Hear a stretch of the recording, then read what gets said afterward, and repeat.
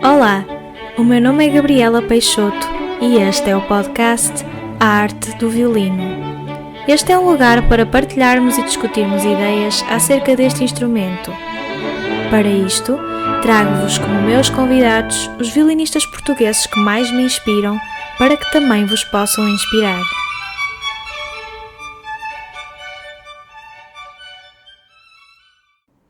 Olá a todos, olá Catarina. Olá, boa tarde. Muito obrigada por estares no podcast, estou mesmo muito contente pela tua presença. Obrigada eu pelo convite, acho um projeto super interessante para conhecer novas ideias, novos músicos, especialmente nos tempos de hoje em que estamos todos confinados em casa, é ótimo ter projetos assim, por isso obrigada eu. Obrigada. Então, para começar, eu gostaria de te pedir, por favor, se nos podias contar um bocadinho daquilo que foi o teu percurso musical até hoje. Ok. Bem, eu comecei com 6 anos no Conservatório de Música Carlos Gulbenkian em Braga, com o professor António Fernandes Silva. Estive em Braga até ao meu 9º ano. No 10º ano decidi ingressar na Artave, com o professor José Ricardo Reis, onde fiz o meu ensino secundário. Depois estive um ano em Londres, no Royal College of Music, com a professora Annie Schnark. Depois decidi mudar-me para Geneve, onde fiz a minha licenciatura e o meu mestrado em performance com o professor Sasha Rosa Stevensky. E depois decidi fazer um mestrado mais especializado na área que eu queria realmente seguir. Então concorri aqui à Universidade de Zurique, com o professor André Zianco, onde estou a fazer um mestrado com especialização em orquestra. No ano em que eu me inscrevi e comecei a estudar aqui em Zurique, ganhei também a prova da Academia na Orquestra Sinfónica de Berna, onde estive um ano, estive até março, por causa da situação do Covid, depois acabou, mas estive lá meio ano ainda. E recentemente ganhei a prova de segundo violino tutti na Orquestra Sinfónica do Porto Casa da Música. Pronto, Parabéns. é esse, porque obrigada. Muito bem. Olha, então o tema hoje do episódio é exatamente audições de orquestra. E eu por acaso pensei logo assim em ti para falar acerca disto. Então, assim como primeira pergunta, o que eu escrevi foi o seguinte: com que antecedência é que tu aconselhas começar a preparar o programa para a audição e porquê? É assim, eu o que costumo fazer é começar a estudar os excertos logo que decido inscrever-me em determinada prova e logo que estejam disponíveis no site, porque nem sempre estão logo disponíveis. Se estiverem, eu começo logo. Se for uma prova que eu tenha mesmo intenções... Bem, eu normalmente só me inscrevo em provas que têm mesmo intenções de fazer, mas há sempre aquelas que nós temos mais vontade e que sabemos que temos mais probabilidades de ser convidados. E eu nessas normalmente começo logo que possível a estudar os excertos, logo que estão disponíveis. Se não estiverem, começo pelos concertos, porque normalmente a lista dos concertos românticos já está disponível. O concerto de Mozart é sempre pedido, por isso se não estiverem os excertos logo disponíveis, começo pelos concertos. Se estiverem, começo logo a trabalhar os excertos, porque eu acho que é importante começarmos a trabalhar o mais cedo possível para a prova, para quando chegar o momento da prova termos o máximo tempo de trabalho já feito. Pois. Em relação aos excertos, antes de começares, portanto, o estudo propriamente dito dos excertos, tu ouves com atenção as obras ou primeiro fazes assim um brainstorming do estudo dos excertos? Como é que... Sim, eu sobretudo excertos que eu não conheço, há sempre aqueles excertos como o Dom Juan ou a Segunda de Schumann, que são excertos que são sempre pedidos e eu já conheço os andamentos dos quais os excertos fazem parte bastante bem, mas normalmente antes de começar a trabalhar um excerto eu ouço sempre pelo menos a parte da obra em que está inserido, para ter uma ideia de tudo o que acontece à volta e o que é que se pede no excerto. Acho que é a primeira coisa que eu faço, aliás. Muito bem. Olha, e quando estás a estudar, portanto, especificamente para uma audição, quais são os elementos que mais prestas atenção e que mais focas durante o estudo do instrumento? É assim, eu quando começo a estudar para uma prova de orquestra, quando começo a estudar os excertos, eu uso sempre o metrónomo. Eu se calhar quando estou a trabalhar uma obra para um recital ou um exame, até não o faço assim de início, mas nos excertos eu acho extremamente importante. Eu faço um trabalho muito de base no início, ou seja, eu ponho um metrónomo muito lento, presto muita atenção ao tempo, à afinação, ao ritmo e tento mesmo pôr a base solidificada para depois poder acrescentar a expressividade, musicalidade, mas faço um trabalho muito de base com o metrónomo. Eu toco mesmo muito lento, às vezes menos de metade do tempo, para ficar mesmo com as bases solidificadas. É um trabalho que me demora uma semana a fazer, mas acho muito importante começar por aí. Pois, claro, muito bem. Olha, em relação aqui à parte de simulação de audições, até tocar para outras pessoas e tudo mais, tu aconselhas fazer isso? É algo que fazes? Sim, eu normalmente a meta que eu imponho a mim própria é de ter a prova preparada pelo menos 2 semanas antes da data da prova. E nessas 2 semanas eu normalmente peço sempre a 2 ou 3 conhecidos, amigos, colegas de escola para me ouvirem. Às vezes não tem que ser necessariamente violinistas, até podem ser outros instrumentos, mas normalmente peço sempre alguém para me ouvir, gravo também, chego a gravar e a enviar para alguém para ouvir, porque a parte de gravar em si também nos põe alguma pressão. E tento sempre tocar para alguém, sim, porque ainda que às vezes eu esteja na sala sozinha e decida, vou passar a prova de início ao fim, a pressão que temos quando está alguém a ouvir-nos é completamente diferente do que estarmos sozinhos. Por isso tento sempre pedir a alguém, acho que é muito importante, porque nos põe um bocadinho, numa situação um bocadinho mais parecida de uma prova. Claro, exato. Hum, Olha, o que é que tu achas que o júri mais procura ouvir nos candidatos que vão prestar as provas? É sim, eu acho que o que se pretende ouvir nas diferentes rondas é diferente, ou seja, o mesmo júri eu acho que pretendem ouvir coisas diferentes em rondas diferentes. Eu nunca estive num júri, só estive do lado de fazer a prova, mas da minha experiência, do feedback que eu fui recebendo e até de falar com pessoas que estão em júris, eu acho que nas primeiras 2 rondas, quando é à cortina, eu acho que nós temos que ser o mais perfeitos possível. A perfeição, eu sei que é impossível, mas acho que temos que tentar, a nível da afinação, do ritmo, do tempo, dos tais aspectos que eu falava, eu acho que isso tem que estar tudo lá.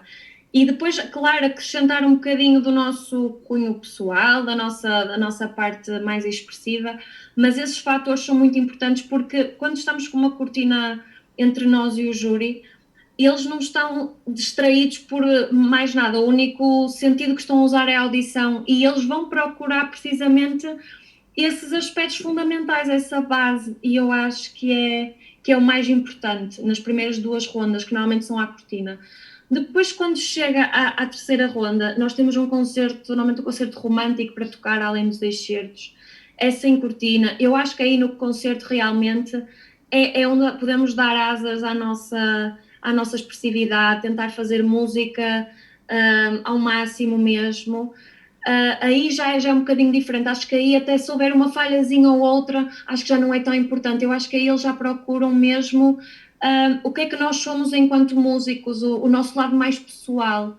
E eu acho que tem que haver essa mudança mesmo em nós. E acho que é importante saber distinguir esses 2 momentos um bocadinho diferentes de uma prova. Eu diria, pelo menos, que foi, da minha experiência, foi sempre isso que aconteceu. Pois, muito bem. Portanto, quase que mudar um bocadinho o chip, não é? De É uma um para. bocadinho, mas eu acho que também é importante esses 2 lados da música, ou seja, Claro, claro que é muito importante tentarmos sempre fazer música e é para isso que a música serve, não é? Mas eu acho que também é importante a afinação, por exemplo, é um fator extremamente importante numa prova de orquestra, porque é um fator importante ao tocar em orquestra. E é natural que procurem esse tipo de fatores quando estamos a tocar numa prova de orquestra. exato. Muito bem. Não é a mesma coisa do que preparar, se calhar, para um recital ou assim, não é? Não tem nada a Exatamente, ver. claro que aí eu acho que podemos dar aí.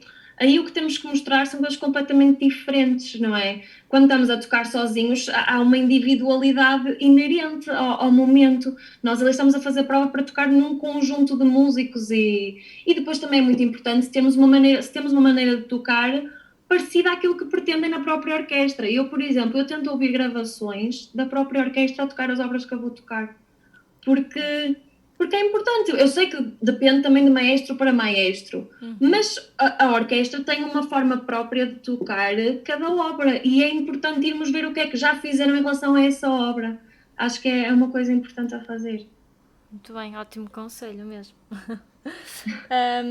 Olha, para além do estudo do violino propriamente dito, não é? Tu aconselhas adotar alguma ferramenta para complementar o trabalho feito? É sim, eu tento fazer algum estudo sem o instrumento também. Tento ter as partituras à minha frente, ou mesmo sem as partituras, mas pelo menos ouvir as obras com as partituras na mão uma vez, ouvir várias vezes a obra. Eu pelo menos tento fazer isso para complementar um bocadinho o estudo do instrumento. Acho, Claro. acho que é bastante importante conhecer bem a obra na qual o incerto está inserido. Pois, um estudo mais mental, vá, não é? Sim, exatamente. Eu às vezes, eu noto que antes das provas de orquestra, eu dou por mim, eu estou a fazer as dedilhações com os dedos e tudo. E a pensar nas obras, pelo menos às vezes quando estou em casa à noite, às vezes tento fazer isso, porque também é importante estarmos dentro do estado de espírito da obra, é importante. Exato, muito bem. Ok, eu apontei aqui algumas perguntas que me foram fazendo portanto, naquele questionário vá do Instagram. E pronto, eu apontei aqui 3 perguntas que achei interessantes. E a primeira é se vale a pena inscrevermos-nos para audições, mesmo sem experiência em grandes orquestras. É sim, eu já fui recusada em várias orquestras, mas eu por norma envio sempre a inscrição, porque o não é garantido e nunca se sabe. Eu sei que há orquestras que têm uma política de não convidar gente que já tenha lugar, mas que já não tenham lugar. Mas se não tiver discriminado isso, eu por norma envio sempre, porque uma pessoa nunca sabe, não é? O facto das orquestras terem uma pessoa saber, uma pessoa nunca sabe realmente, não é? Se não tiver escrito, não sabemos. Por isso eu por norma envio sempre a inscrição. E depois é o que tiver de ser. Mas, por norma, eu aconselho sempre a tentar, a inscrever, porque só assim é que uma pessoa aumenta o leque de chances e de oportunidades. Claro, exatamente. Ok, a próxima pergunta é o que se deve tocar para aquecer antes das audições, sobretudo quando temos pouco tempo? Pronto, é assim, eu normalmente prefiro chegar com o máximo tempo possível antes da audição, pelo menos 1 hora antes do início da prova. Eu tento lá estar para fazer um trabalho com calma. Eu normalmente começo sempre a fazer umas escalas para aquecer um bocadinho as mãos e tudo, e depois opto muitas vezes por tocar os excertos lentamente. Claro, eu toco uma ou duas vezes mais rápido, sem dúvida. Claro que é importante, mas tento sempre tocar lentamente, até porque às vezes nos sorteios calhamos de ser mais no fim e não vale a pena estarmos a cansar demasiado, sempre a tocar rápido, sempre a tocar, sempre a tocar. Acho também importante termos um tempo de parar, pensar, só fazer o tal estudo com a mente que falava antes, olhar para as partituras, faço bastante isso também, para não estar a cansar-me muito. Mas tocá-los lentamente, porque tendo tudo, obviamente, os aspectos todos como se estivéssemos a tocar rápido, mas tocar lentamente. Com pouco tempo, eu diria, lá está, fazer umas escalas, tocar 1 ou 2 vezes lento, uma vez rápido e depois descansar, que eu acho que muitas vezes o erro que cometemos antes das rondas é tocar, tocar, tocar e depois cansamos-nos, ficamos cansados, é normal. E eu diria olhar para as partituras, pensar nas direções, simular com os dedos, mas seria por aí, sim. Muito bem. Olha, e a última é a seguinte: dicas para estudar os excertos. Já falaste um bocadinho, mas pronto. Sim. Acho que é aquilo que eu disse, acho que é começar lentamente com o metrónomo. Ok. Ouvir a obra antes disso, ouvir pelo menos a parte da obra em que está inserido o andamento, ou aquela parte do andamento, mas pelo menos ouvir para saber onde é que o excerto está inserido.